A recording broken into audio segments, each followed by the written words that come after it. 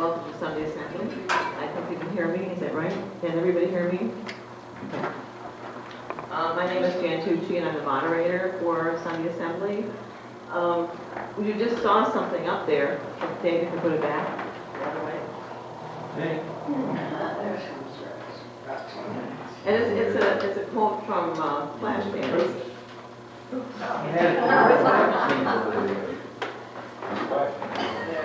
And so it says, take your passion, make it happen, pictures come alive, you can dance right through your life. And that's really the theme this month is live better. That's one of our 3 themes, and live better is one of them. And this is a way to live better, to dance right through your life, to dance as if no one is looking, and just go with it. And so that's what we hope that we're going to help everybody do. Hi. Okay, Dave, you can move on. He told me I could have the clicker, but I was afraid. So, okay, next. Don't you want to say who you are? I did. Okay, we have some wonderful musicians with us today, John Polkowski and Harry Monkhorst, and they're going to sing What's So Funny About Peace, Love, and Understanding, and you are free to join in if you know the words, and they're going to be up here for you, so go ahead and sing along. Originally performed by Elvis Costello. Right. And Written by one small correction. Y'all are going to sing with us. We're not singing to you. You're singing with us. We're just kind of up here to, guide you along the trail, so to speak. But this is not the Harry and John show.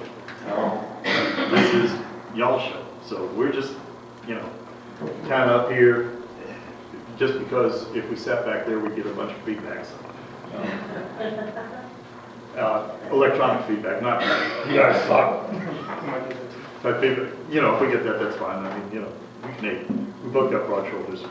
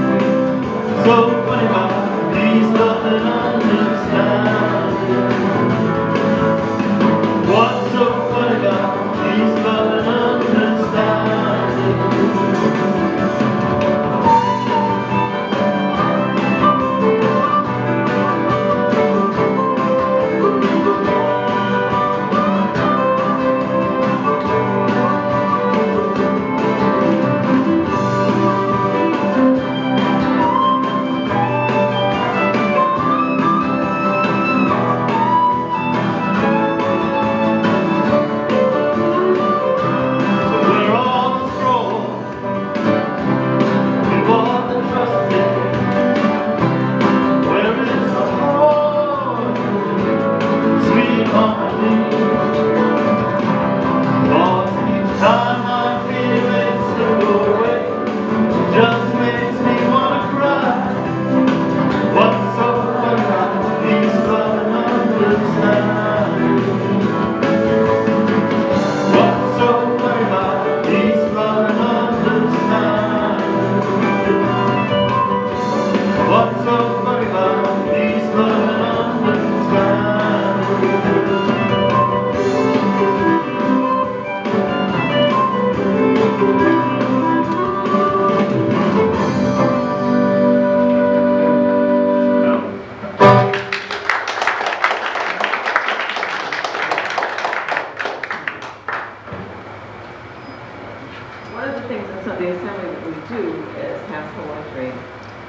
But that's part of being inspired, it's part of being spiritual, and so we welcome Nancy Moon for a poem.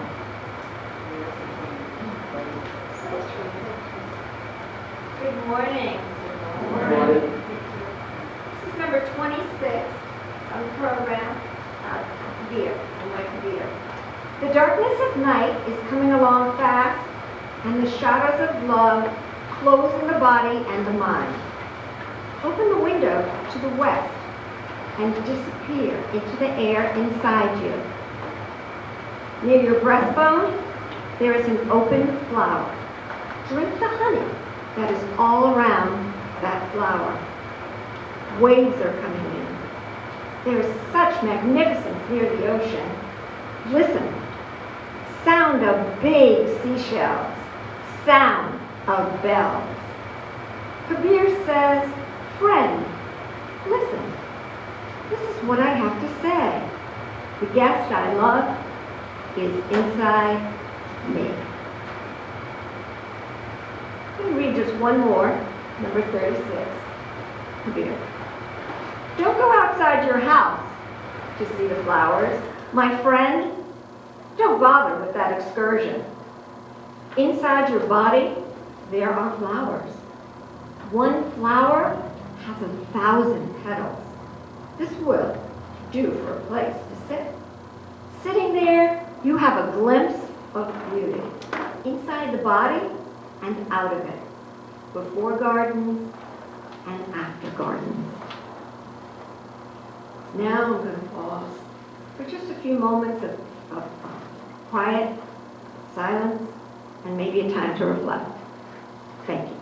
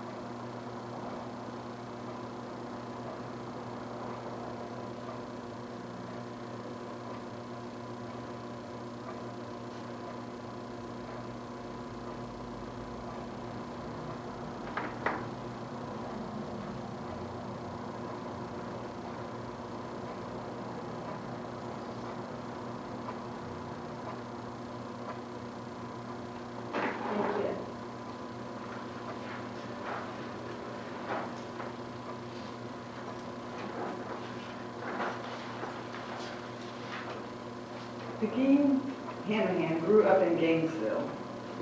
She completed bachelor's and master's degrees in environmental engineering from the University of Florida, as well as a bachelor's in sociology.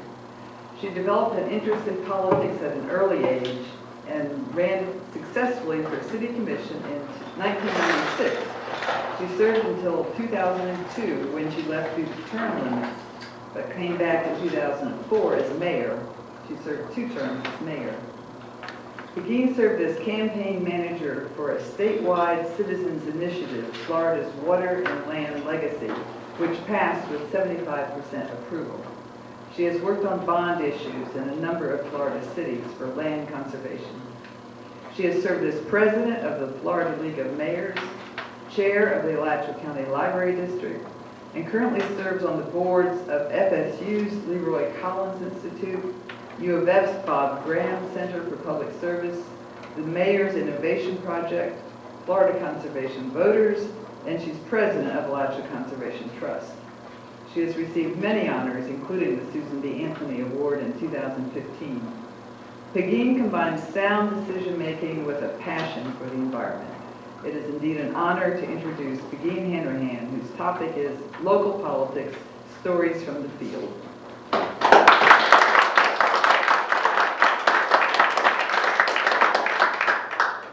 Thank you so much, Carol. Well, it's an honor to be here with you this morning, and this is a beautiful notion of getting together for fellowship on Sunday.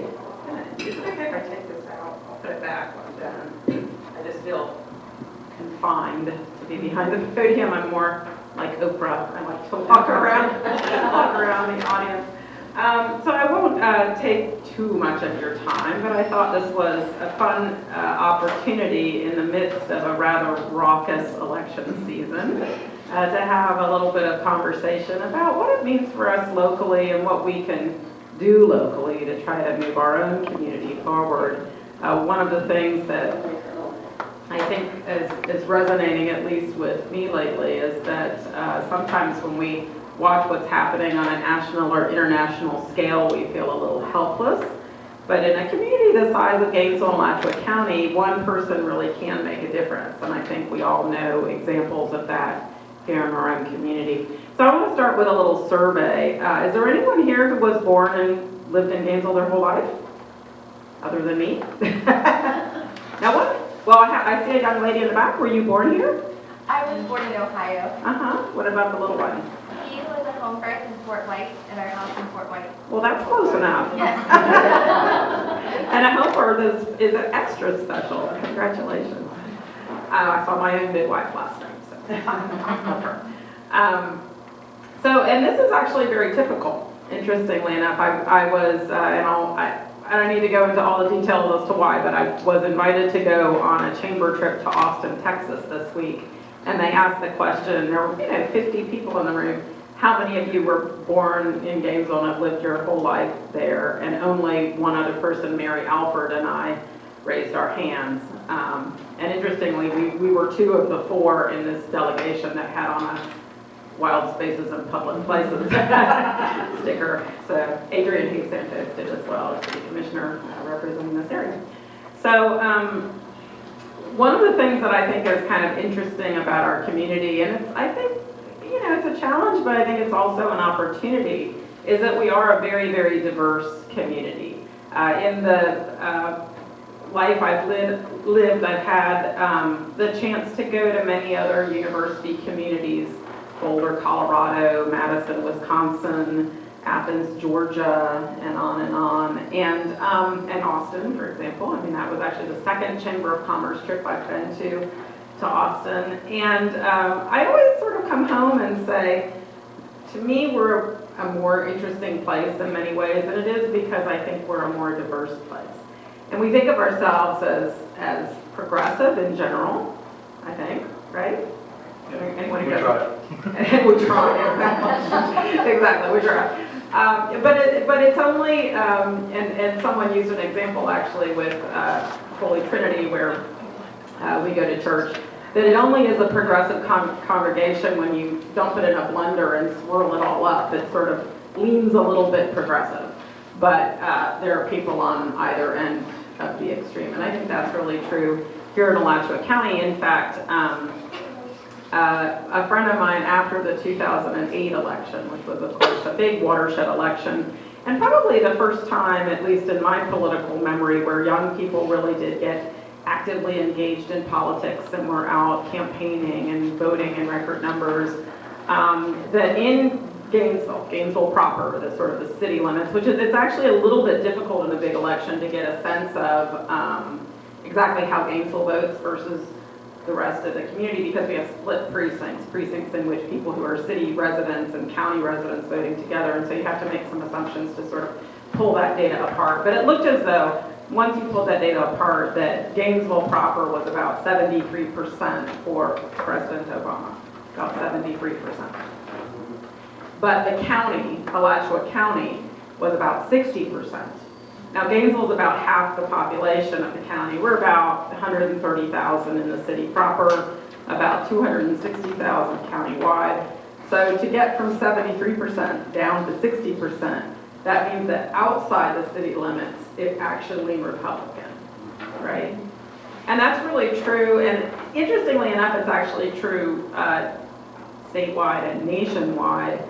The work that I do, the work that Carol spoke about, both for Florida's Water and Land Legacy and working for cities and counties in Florida on bond sales tax, property tax referenda, it's on behalf of my oldest and dearest client, the Trust for Public Land. I've been with them almost 12 years now. It's a national nonprofit that works on land for people. That's their motto, kind of comes toward urban parks. In fact, the 6th Street Trail right out here was acquired by the Trust for Public Land, not when I was working for them. But anyway, they have me going around and working in cities and counties all over Florida. In fact, right now I'm working in Lee County, Brevard County, and Alachua County on wild spaces, public places, perhaps. Obviously, do I have my pen? Oh, I didn't even wear my pen. Darn.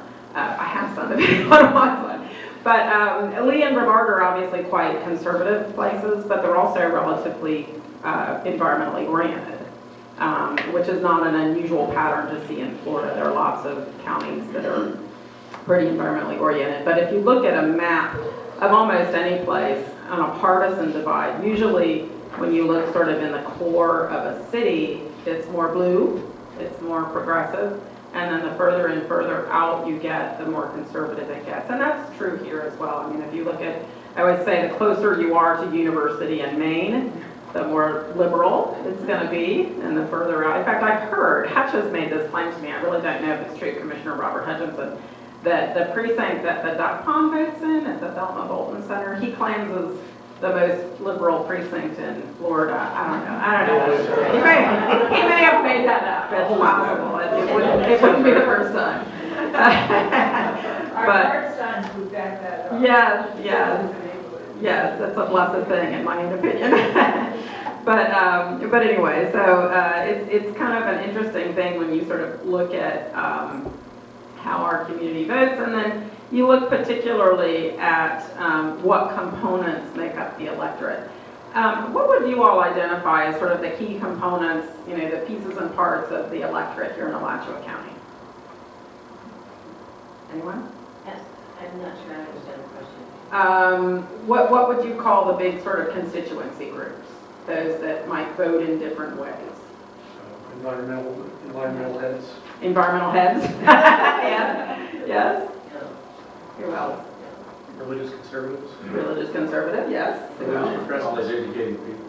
College-educated people. And now we're starting to see there's some overlap between different groups. What else do we have?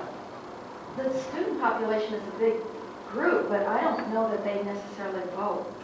That's a really interesting observation, and one of the things I was going to try to unpeel this onion a little bit. Students tend to vote in the big presidential elections way better than they do in other elections, in either party primaries. I mean, if you pay attention to voter rolls at all, younger people are less and less even registering in political parties.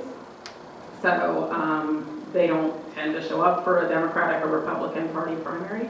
But yeah, the students, I mean, when you look at that 73% for Obama in '08, we only got there because of the University of Florida students. I mean, that's a big piece of the electorate. But there's a very critical piece of the electorate I haven't heard mentioned yet.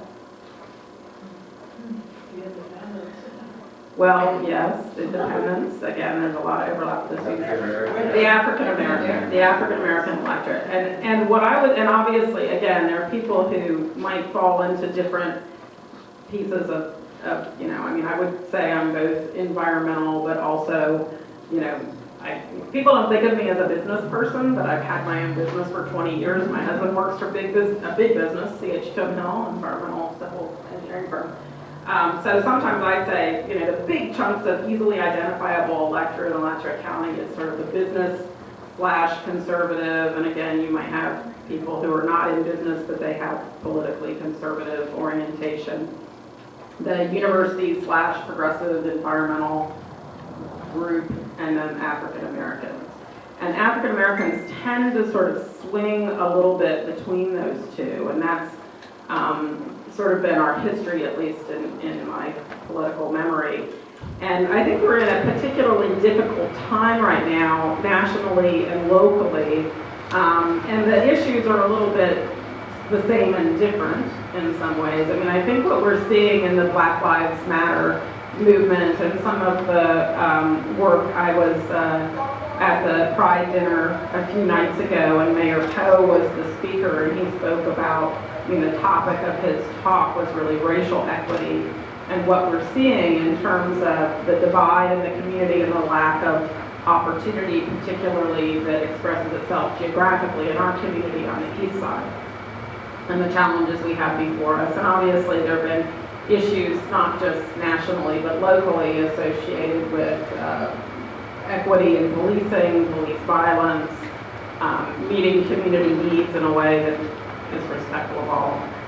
But again, that's in the statewide or national election, African Americans tend to quite democratic, but not necessarily liberal, because there are many religious conservatives in the African American community.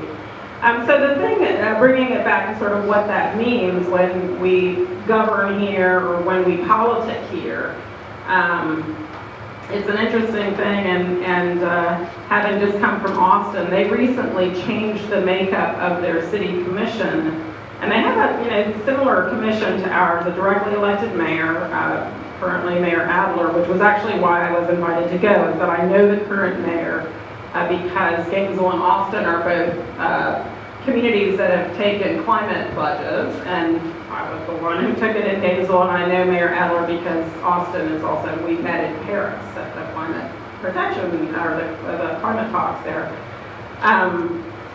But they just went to 10 single-member representatives and a mayor elected citywide. It used to be that they were all elected citywide. And we have here in Gainesville four elected in districts. So we have, one from the far northwest that tends to be more conservative, one from the east who in all of that seat's history has been African American, one from the college kind of area, which is where I was first elected. I lived just north of the football stadium for 22 years. And then one sort of that goes out to the southwest. So, and then the mayor and two others who are elected citywide. But it's an interesting experience having served both on the sort of the west side of town, 13th Street to the west, and having campaigned only in really, what I would call sort of the university community, a lot of students, a lot of professors, a lot of Shands, doctors, and so on, versus having to campaign citywide and, for example, doing a lot of campaigning in African American churches, which, at least for me, is the funnest part of the campaign, because you see people express their faith even within the African American church in an extraordinary variety of different ways. So that was, really, at least for me, uplifting and positive and so on. But there's, going back to what I would sort of describe as a divide, working on the Wild Spaces Public Places campaign, this is actually the third time that there's been an initiative. In this case, it includes both land conservation and parks, but going back to 2000, we had Alachua County Forever, which was just land conservation. And, this was actually initiated by the city and the county back last year. And they, both independently, it was sort of an odd thing, both the city and the county contacted me, because, people in the parks and the land conservation departments know that this is the work that I do, and said, would you help us look at reauthorizing? In the case of the city, they wanted to fund their parks master plan. In the case of the county, they wanted to reauthorize Alachua County Forever. And, in both cases, I said, your sister local government's also looking at this. So we undertook a study and did public opinion polling in both the city and the county, and we looked at all of the options, and we did look at the possibility, as has been done in Jacksonville and Tallahassee and many other places, a combined measure that would include, we actually polled parks, land conservation, roads, maintenance of roads, and also children's centers. And that was really driven by the work that's underway in the swag area of town, sort of the southwest area off Tower Road. There were a number of, frankly, mostly women who've been working to improve quality of life in a very disadvantaged area off of Tower Road. And they were interested in doing something together. And, we polled it, and it actually looked quite good. We could do either a reauthorization of Wild Spaces Public Places, that was polling at, 65% or something like that, or we could do this combined measure of including roads and children's centers in the parks and land on a sales tax.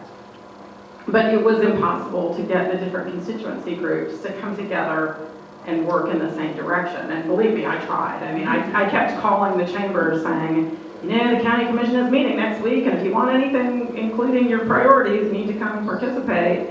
And I spoke to the children's centers folks, and they were like, well, we really aren't ready. We think we'll focus on a Children's Services Council, which actually I'm 100% supportive of, and I'll talk about that a little bit more in a moment. But, you know, these different groups sort of tend to hang out in their own silos, and it's very challenging to try to get them to cross over. And it was interesting having just gone on this trip, you know, just a little compare and contrast between Gainesville and Austin. Travis County, which is the county that Austin is in, is almost exactly the same size. I have the statistics here. It's, you know, within 50 square miles or something of the same size of Alachua County, but it has 4 times the population. Now, it's grown up very, very fast. I mean, it happened to, it was about 250,000 like 30 years ago, and it's quadrupled in size. It's pushing 1 million right now. But, and obviously because of that, they have a much higher population density than we do. But as I said, you know, our chamber is sort of going there to say, well, how can we be more like Austin? And you know, one of the things I used to always say in office, and it's, you know, 20 years later, I think it's still true. I think of Gainesville's personality as being a little bit like a teenage girl, in that, you know, she's brilliant and she's beautiful and she's kind and she's thoughtful, but she's very insecure about herself. And if she's not careful, she'll go out with the first creep who comes along. So, I mean, I always think it's interesting. I mean, and just to share an anecdote, and then I want to kind of open it up for some conversation about what I shared. And I have one thing I want to read. We were touring the new downtown library in Austin, and it's a beautiful, beautiful $90 million facility, $90 million facility. And I actually got into, I mean, believe it or not, I got into local politics and being aware about local stuff because I worked at the library when I was a student at Buchholz, at the old library building, which is literally what we named it. Very creative of us. The old library building. And then my first involvement in politics was I sat on the committee as like a 16-year-old to cite the new downtown library. So how fun is that? And then I served on the library board for 11 years. And I knew from that experience, you know, we're going through this incredible facility in downtown Austin, and all of these chamber folks are saying, oh, this is so fabulous, isn't this wonderful? And I'm thinking, do you know anything about your own library system? So I called up Shani Livingston while we're walking around. I said, Shani, you know, I was last on the library board when I was term limited in 2010. I said, is it still true that the Alachua County library system is the #1 rated library system in the state of Florida? And if you know any librarians, these people love statistics. And they like everything to be correct. You know, everything is very carefully sourced. And she said, yes. I mean, if you look at any measure of, you know, how many things are checked out and the number of online accesses and the percentage of population who access the library and the number of square feet per person and on and on and on. And I'm thinking, you know, here we are in Austin admiring our library system. We should tour our own library system. So again, that sort of goes back to my teenage girl analogy. I want to sort of close my piece of this, and then I want to just open it up for conversation and discussion. I think sometimes for people, I'm looking around the room and knowing those of you who I do know, I know you're very involved and active citizens who stay engaged and participatory. But, you know, the vast majority of people, not just here but around the world, are really just trying to lead their lives. I mean, they have kids to get to school, they're working at least 1 and sometimes 2 or 3 jobs, they have, you know, challenges in their lives and so on. And so I find that oftentimes sort of traveling around the community, you interact with a lot of people who kind of don't, you know, they don't pay close attention to what's going on locally. I mean, they might know more about state or national politics, but I mean, many, many, many times people have said to me, you look so familiar, but they can't, you know, figure out like, oh yeah, I'm the, you know, longest serving mayor in Gainesville modern history, you know, but, which isn't saying much because we only serve 6-year term. You can only serve 6 years and then you're done. But, you know, even people who I know who they are, and they're looking at me going, who are you? You look so familiar. I used to say, I do the weather, and then I got caught. I got caught doing that. But this is something that I think, I mean, a lot of the people who serve in local office, I think, whether consciously or unconsciously, are sort of driven by a notion of how do we protect the commons? How do we, you know, make sure that those things that we all have to share, our water, our, you know, infrastructure, our school system, our, you know, natural lands or parks, whatever it is, how do we make sure that one user group isn't sort of demanding more than they're due? And I'll just close what I have to share today, and then I want to have a little bit of a quick conversation, because I know you have more of your assembly program today. An essay by Garrett Hardin called The Tragedy of the Commons. Are you familiar with it? I'll just share it. The tragedy of the commons develops in this way. Picture a pasture open to all. It's to be expected that each herdsman will try to keep as many cattle as possible on the commons. Such an arrangement may work reasonably satisfactorily for centuries because tribal wars, poaching, and disease keep the numbers of both man and beast well below the carrying capacity of the land. Finally, however, comes the day of reckoning. That is, the day when the long-desired goal of social stability becomes a reality. At this point, the inherent object of the commons remorselessly generates tragedy. As a rational being, each herdsman seeks to maximize his gain. Explicitly or implicitly, more or less consciously, he asks, what is the utility to me of adding one more animal to my herd? Utility has one negative and one positive component. The positive component is a function of the increment of one animal. Since the herdsman receives all the proceeds from the sale of the additional animal, the positive utility is nearly +1. The negative component is a function of the additional overgrazing created by one more animal. Since, however, the effects of overgrazing are shared by all the herdsmen, the negative utility for any particular decision-making herdsman is only a fraction of -1. Adding together the component partial utilities, the rational herdsman concludes that the only sensible course for him to pursue is to add another animal to his herd, and another, and another. But this is the conclusion reached by each and every rational herdsman sharing a commons. Therein is the tragedy. Each man is locked into a system that compels him to increase his herd without limit in a world that's limited. Ruin is the destination toward which all men rush, each pursuing his own best interest in a society that believes in the freedom of the commons.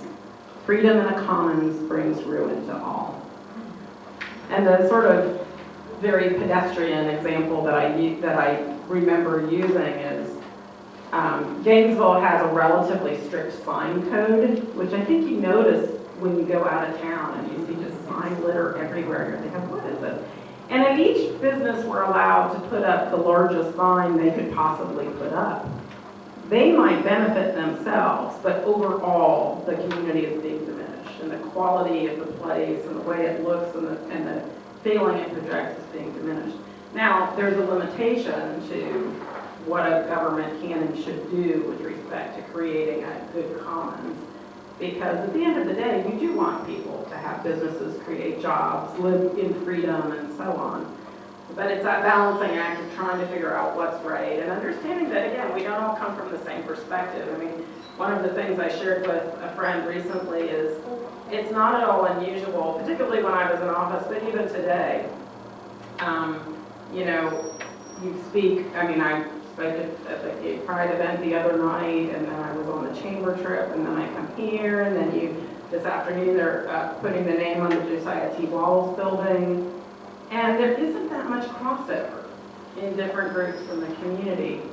And I think that's what contributes to not always, you know, understanding other people's perspectives. I mean, my experiences in general, every group has good intent, but they don't always see things from the same viewpoint because they live completely different lives.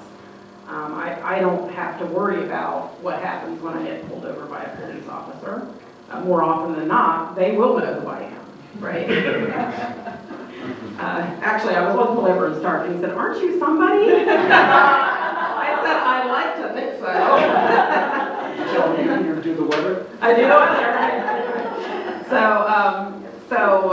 You know, it's, you know, we all live in a different slice of our community, and we all need to try to get out and see other slices and understand it from other people's perspectives. So are there folks who have thoughts, comments, questions, things you want to add?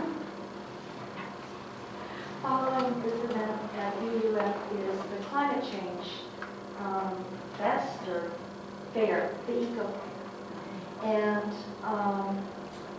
that feeds in, follows with this very well because atmosphere and water resources as well as our natural resources are all things that are held in common, but people have been able to privatize them and use more than their share because they were able to spend the money. And it kind of reminds me, there's a rumor going around, I don't know if it's true or not, but the Bush family has bought out one of the largest aquifers in the world in South America. I think it's called the Patagonia aquifer for freshwater resources. But we can see, you know, the shortages are coming on. And in China and in Mexico City, the air is completely unbreathable there. But with the example that what was the author's name? Garrett Hardin. Hardin gave, that's where science and regulation come in. Yeah, and I do, you know, one of the things I see, especially in young people, is sort of a libertarian orientation, like we don't need government, you know, it's just telling us how to live and what to do. But I do feel, I mean, I started my life in local government working for the county's Environmental Protection Department. I ran the Hazardous Materials Program and was there for 6 years or so. And, you know, the interesting thing to me is that it was not unusual for me to come across a local business that was just an old-timey, you know, auto shop or, you know, something along those lines, and they would take their waste and dump it on the ground. And what was tragic about that, in my own view, aside from the potential of contaminating the aquifer, which of course is diminishing our commons, is that the cost of cleaning that up was probably way more than this business was worth. And so, you know, people talk about business and the environment being in conflict with one another, but if you look at an extreme like Flint, Michigan, I mean, nobody wants to invest in a place where they can't turn on the tap and know that they're getting clean water. Now, we're fortunate that we haven't had, you know, we haven't come to a crisis along those lines that makes us sort of realize the danger that our water might be in or our quality might be in, but, you know, we certainly know examples of that. And, you know, with one of the things that I think is kind of interesting with respect to the Amendment 1 campaign, I mean, again, we think Alachua County is so progressive, but Marion County had a higher percentage approval for protecting water and land in 2014. I think partly because they see it at the Silver Springs more evidently than we do here. And certainly like the South Florida counties were all higher because they're living in a much denser, less bucolic environment. Other questions, comments? I have a question. I've been perplexed. My son lives in Athens, Georgia, and as this election approaches, he's sharing with me that he knows a lot of people who are thinking about voting Libertarian, and their motivation, or they're thinking about voting for Trump, a lot of them are talking about conspiracy at a national level, conspiracy by probably at the local level too when they think about government. And I'm curious to know, how have we come to that point? And is there anything about local media that is either contributing to that or not helping to allay some of those fears and provide facts? I'm just kind of perplexed by this. You know, it's a really good question, and I agree that, I mean, we all experience that people are, and both the left and the right, I see, sort of convinced that, whether it's the crony capitalism or whether it's the, Hillary deleting her emails or fill in the blank. And I think part of it does, at least in my own viewpoint, come from folks not really understanding some of the constraints of the system of government that we've developed. And, on the sort of crony capitalist side of the ledger, it really is true that the higher people go in government, the more they have to raise huge, huge dollars. And, unfortunately, it's way harder to raise huge, huge dollars, $25 or $50 or $100 at a time, than it is to go to, some rich guy or gal who can write a single check. So there's a legitimacy to people's concern about that, because it's really kind of a sick, I mean, I think it's not only a sick part of our current system, it's created an extremely dysfunctional set of circumstances in Washington. Now, the thing I would observe, for whatever it's worth, is that, you know, I mean, I'm having an event for Rod Smith at my house on Thursday. Bill Nelson is coming. You know, the goal is to raise as much money as we can, because he's seen all the ads going back and forth and back and forth. But the thing that, you know, I think is true in the big, you know, Democrat versus Republican, you know, setting aside the other parties and the independents, is that Democrats generally are only able to raise money from liberals. You know, they're raising money from trial lawyers who are sort of out there fighting for the little guy, so to speak. At least that's the way they would characterize it. And unions, and, you know, those who are advocates for healthcare choice or for the environment. And Republicans are out there raising money from utilities and from energy companies and from insurance companies. So, I mean, I think where it becomes particularly upsetting to people is when folks are changing their position or changing their viewpoint because of money in the system. And it happens. I mean, I think we all know examples of how it happens. And, you know, I think fortunately, at least in my own observation, that hasn't really taken hold locally. I mean, there is a lot of money in politics locally, but it doesn't overcome the face-to-face, door-to-door, person-to-person, because we're still a small enough community that is how people still campaign and have the capacity to campaign. And I was always outspent by my toughest opponents, but it, you know, didn't really matter at the end of the day. I mean, I think this most recent primary election, the chamber dumped $70,000 in at the very last minute, but all of their candidates lost. You know, and actually, I would say, in a way, it almost even hurt their candidates, because it made people choose up sides, you know? So, I don't know if that responded to your question at all, but I don't think there's an answer to it, but I do think that more and more people tend to look at things in that way. yeah. That there's no fairness anymore, that they can't count on what people are saying to be real. And I think it's an interesting thing, the Keith Perry, Rod Smith fight now. These ads are, someone's got to be lying. I mean, these ads that are saying the other person is a bold-faced liar. They're pretty powerful, both sides. Yeah. You want me to tell you which one's lying? Probably no, but you know. Yes. This has nothing to do with politics, but I'm curious.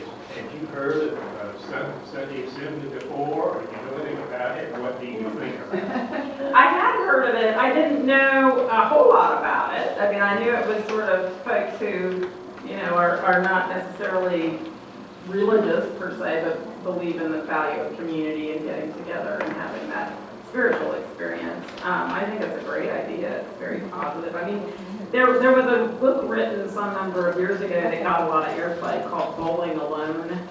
Do you remember that?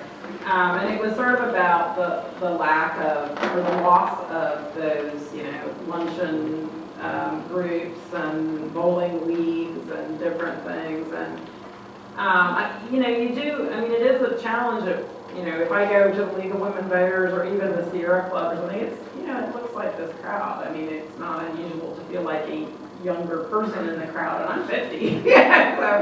So, I mean, I do think that to the extent, now, I will share, I mean, it was kind of an interesting thing, and it was a religious thing, but 3 or 4 nights ago, Phoebe Cade Miles of the Gatorade Cade family and I were invited to speak at something called Q Commons. And I didn't know a lot about it, but Phoebe and I went to high school together. We ran cross country together at Buell, as did her husband, Richard. And they're pretty serious conservatives, although I will share, for whatever it's worth, that Richard was a diplomat for both of the Bush administrations. And he was the, you know, I don't know, he was like one of the lead people in multiple different places around the world. And he is one of, the 50 high-level diplomats who signed a letter saying, you should not vote for Donald Trump. I'm a conservative, I served in the Bush administration, please don't vote for this guy. And I think the thing, I don't want to speak on his behalf, but I think, we're Facebook friends, and the thing that sort of tipped him over the edge had to do with saying we won't defend our NATO allies, is what one of the many ridiculous things that Donald Trump said.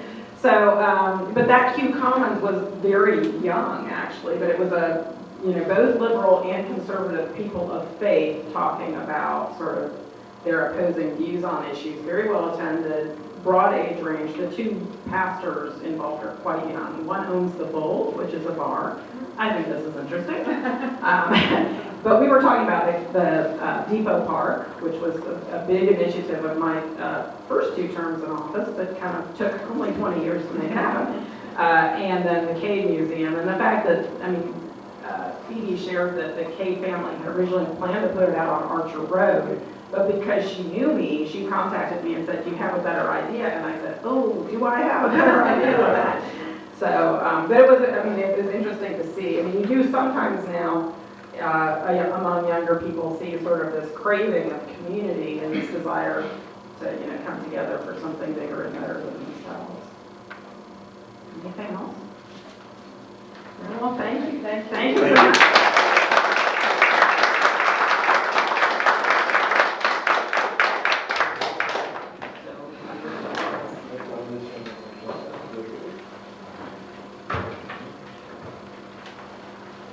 Yeah, we're Facebook friends, so I know how to.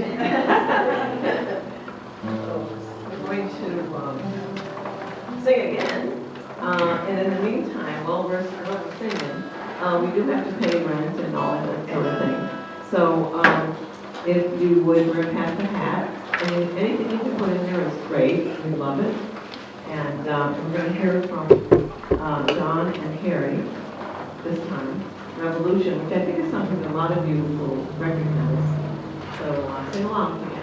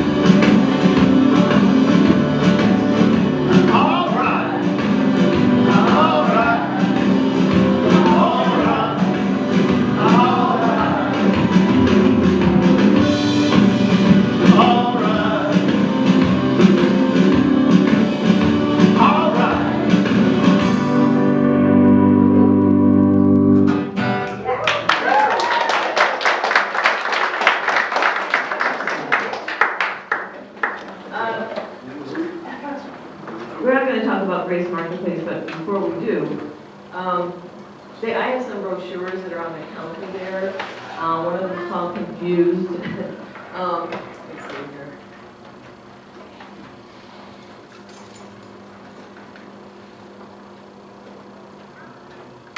You can take whatever you want or nothing. This is what is a free thinker, for example. So those of us who are free thinkers or atheists or agnostics, there's some brochures here for you. And because we don't do supernatural here, but we don't condemn you if you do. It's okay. Also, there is a fall concert coming up next week, and I'm singing in it. And we have our wonderful director right there, Ruth Lewis. Jennifer House is one of our singers, and so there's information here. And Joyce is one of our singers. She's right there. And Ralph is one of our singers. Great group of singers here. So anyway, so if you're interested, there's a fall concert thing here that you can pick up. And do you have anything to say about Grace right now? We didn't get to go to Grace this month because of the hurricane. So it was sad. I'd love to go to Grace.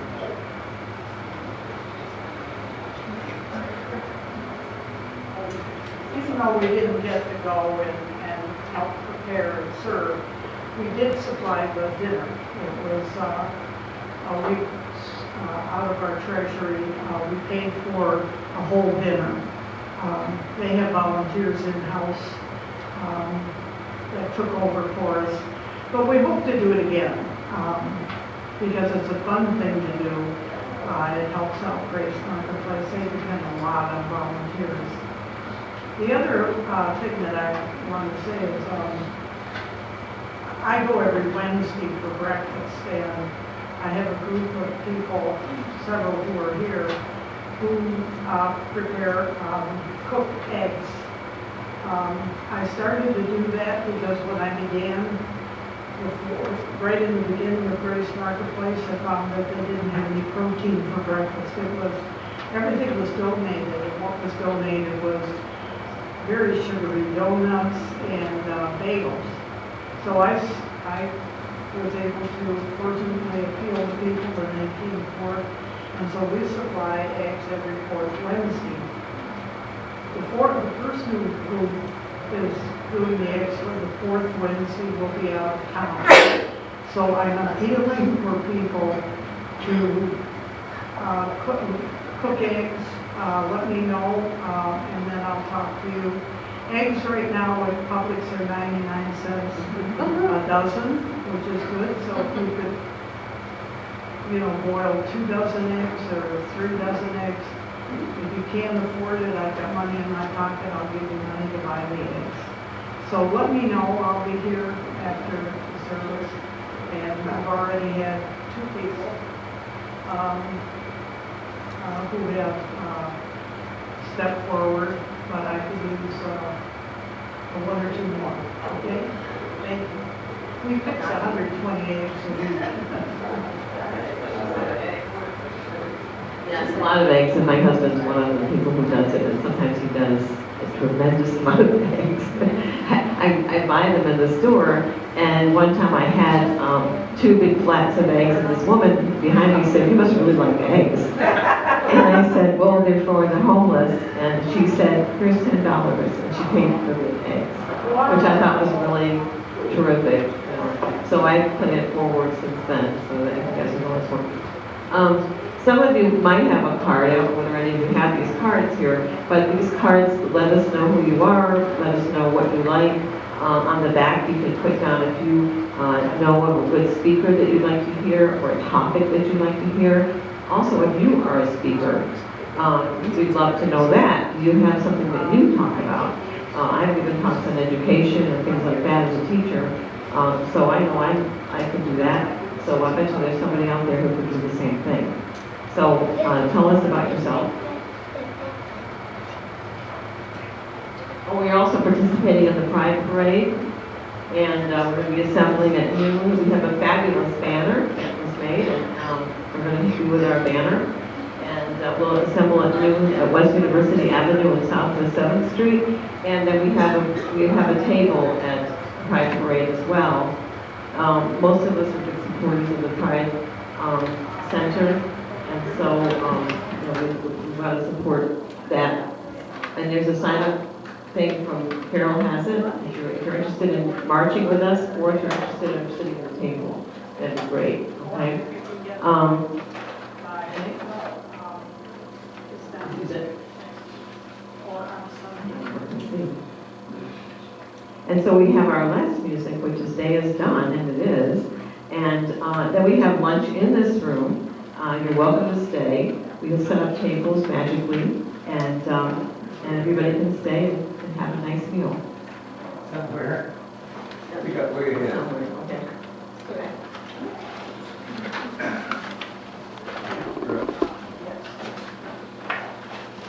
One thing, if you want, the cheat sheet over here, whatever. None of us have ever played together before. We've just kind of winged this thing together. We practice by email. Literally. So, and Damien, if you want some, I've got some large print here. If you good with that? So this one probably a little bit easier to sing along than the other two we've done. Although from up here, you guys sound really awesome. So this is cool.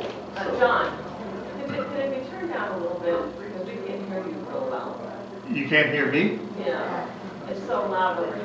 It's hard to hear you. The trick is that if we turn that down, then we can't hear ourselves either, and then we can't hear the, whatever. Well, for that much. Yeah. See what happens to speak, all right. No. Has that any better?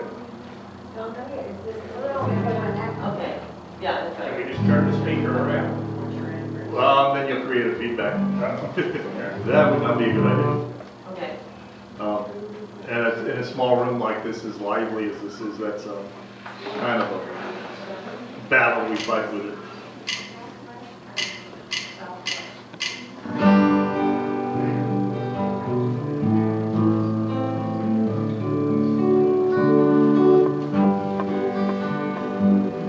Tell me why you're crying, my son. I know you're frightened like everyone. Is it the thunder in the distance you hear? Will it help if I stay very near? I am here. And if you'll take my hand, my son, all will be well when the day is done. And if you'll take my hand, my son, all will be well when the day is done. Do you ask why I'm crying, my son? You shall inherit what mankind has done. In a world filled with sorrow, if you ask me why, this is so. I really don't know. And if you take my hand, my son, all will be well when the day is done. And if you take my hand, my son, all will be well when the day is done.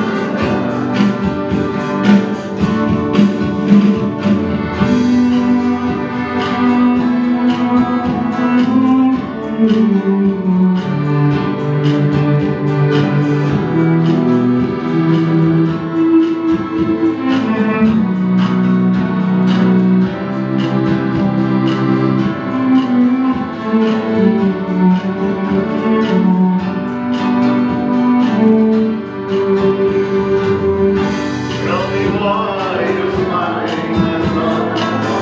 Is there a secret you can tell everyone?